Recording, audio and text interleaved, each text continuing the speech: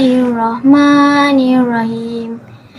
Allahumma aftah alaina hikmataka wansyur alaina min khazaini rahmatika ya arhamar rahimin. Amin.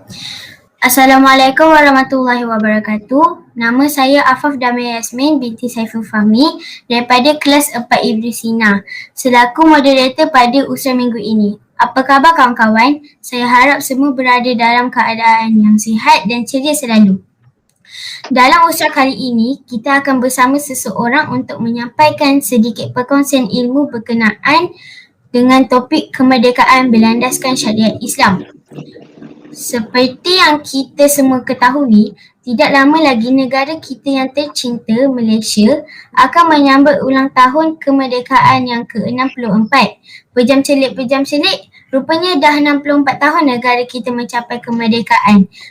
Kejap lagi kita akan dengarkan penjelasan daripada seseorang yang akan berkongsikan dengan kita berkenaan dengan tajuk kita pada hari ini. Baiklah, tanpa melenggahkan masa, bersama saya hari ini ialah saudari Awadah daripada kelas 4 Ibnu Sina, yang mana beliau akan memberikan sedikit perkongsian berkenaan tajuk kita tadi. Assalamualaikum saudari Awadah. Waalaikumsalam. Apa khabar saudari Afaf? Sihat tak kat sana?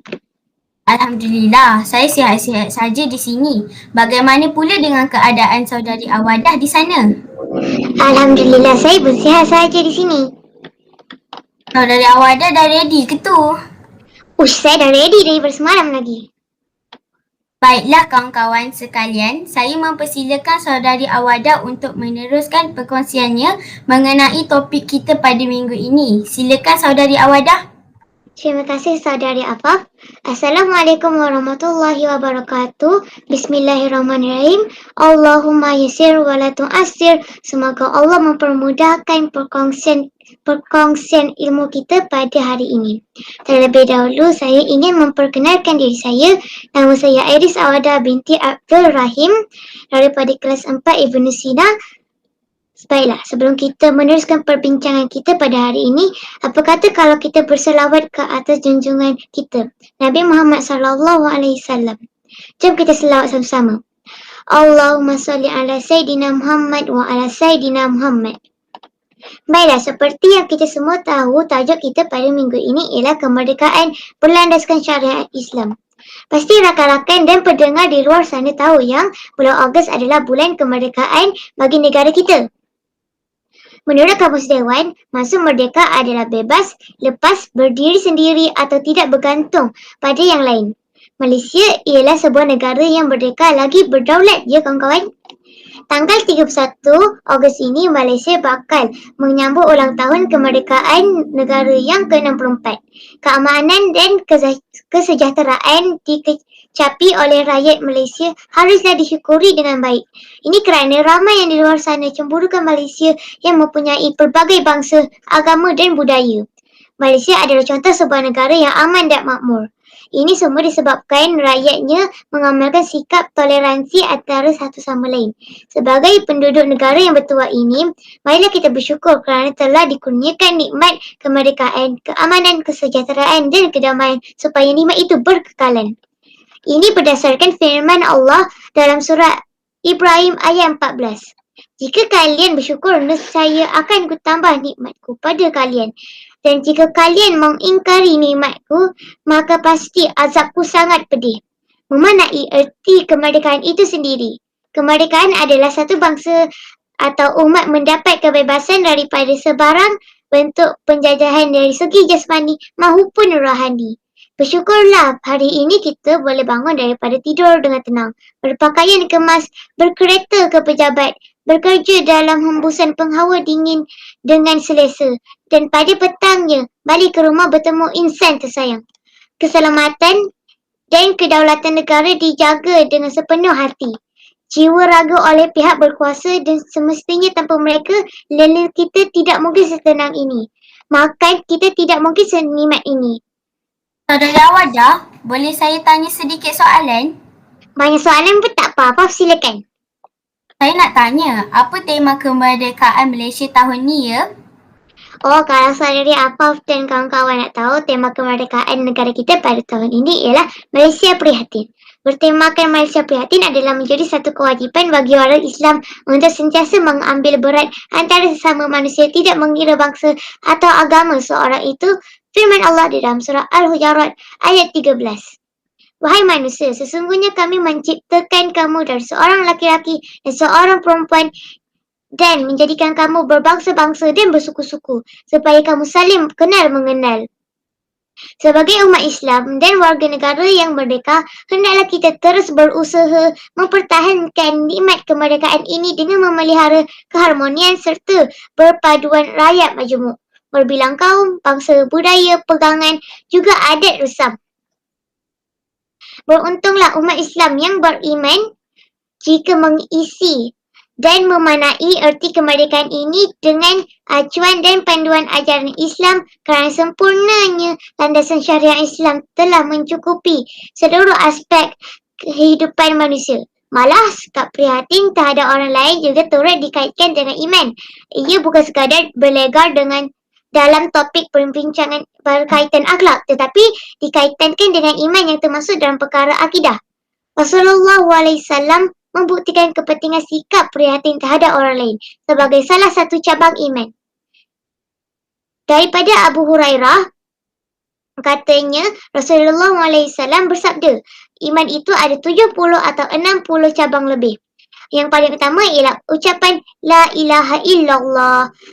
Sedangkan yang paling rendah ialah membuang sesuatu yang mengganggu orang lain di jalan, dan malu itu salah satu cabang keimanan. Hadis riwayat Al-Bukhari dan Muslim. Masya Allah, perkongsian yang sangat menarik daripada saudari Awadah. Ada contoh yang boleh saudari Awadah kongsikan dengan rakan-rakan kita berkenaan prihatin ni tak? Antara contoh lain yang saya boleh kongsikan ialah membawa sesuatu yang mengganggu atau membahayakan orang lain di atas jalan adalah bukti betapa Islam amat mementingkan sikap prihatin terhadap orang lain.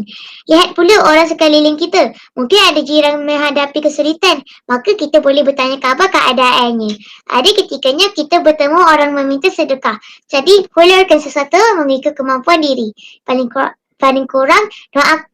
Paling kurang doakan kebaikan kepadanya dan jangan pula menghinanya.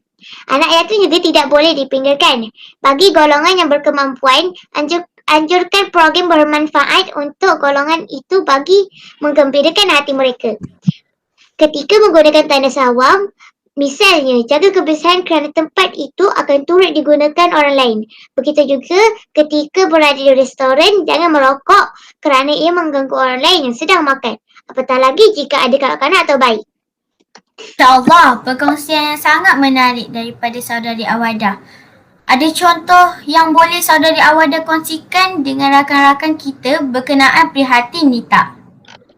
Antara contoh lain yang saya boleh kongsikan ialah membuang sesuatu yang mengganggu atau membahayakan orang lain di atas jalan adalah bukti betapa Islam amat mementingkan sikap prihatin terhadap orang lain. Lihat pula orang sekeliling kita. Mungkin ada jiran menghadapi kesulitan, maka kita boleh bertanya khabar keadaannya. Ada ketikanya kita bertemu orang meminta sedekah. Jadi hulurkan sesuatu mengikut kemampuan diri.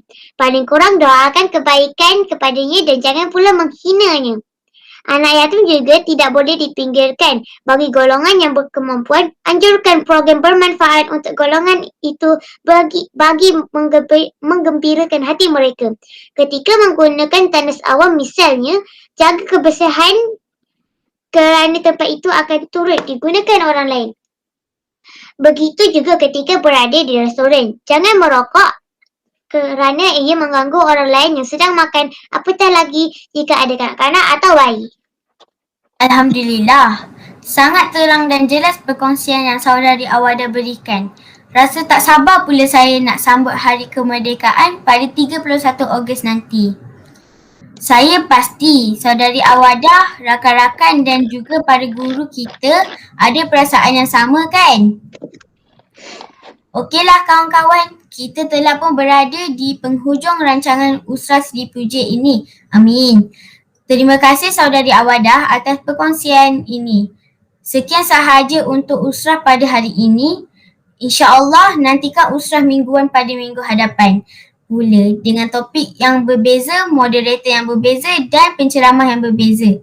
Nak tahu siapa? Tunggu dan saksikan. Itu sahaja daripada saya dan saudari Awadah. Semoga kita dapat berjumpa lagi di masa yang akan datang. Andai kata ada kesilapan, mohon dimaafkan. Sekian, wabillahi taufiq wa hidayah. Assalamualaikum warahmatullahi wabarakatuh. Bye. Waalaikumsalam. Bye semua.